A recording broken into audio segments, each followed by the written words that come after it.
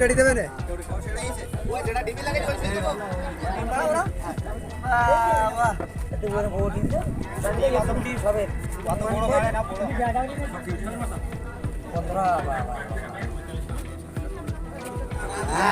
ছবি দেবে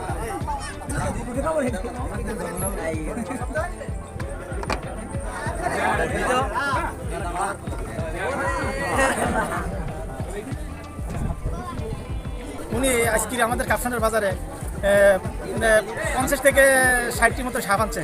সবাই ডেকে নিয়ে আসছে সাপ দেখার জন্য, বহুত লোকের সমাগম এখানে।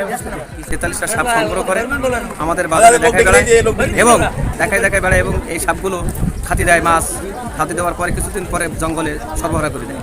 এবং আমাদের এলাকায় যে আমরা খুব শান্তিপূর্ণভাবে আমরা করতেছি। ইনি এই সাপের এই ব্যবসা করেন, ইনি সাপ ধরেন, ইনি খুব ভালো মানুষ। ইনি আমাদের এলাকায় বিভিন্ন জায়গাতে সাপ নিয়ে আসেন, সাপ ধরেন। ইনি ফার্মেসি আছে, ফার্মেসি কিছু ওষুধ আনিয়ে আমাদের বাজারে হোক মহল্লা এখানে বিক্রি করে। আর এই সাপগুলো মানুষের দেখায়, সৌন্দর্য দেখায়। কিছুদিন দেখার পরে এই সাপগুলো জঙ্গলে ছেড়ে দিয়ে আসে। এই সাপগুলো দেখে আমরা সবাই আনন্দ পাই। আর এই সাপগুলো দেখে খুব সৌন্দর্য দেখা যায়। এক ওষুধ বিক্রেতাতেই উনি ওই সাপ নিয়ে আইছেন, সামনগর থেকে ধরেছেন।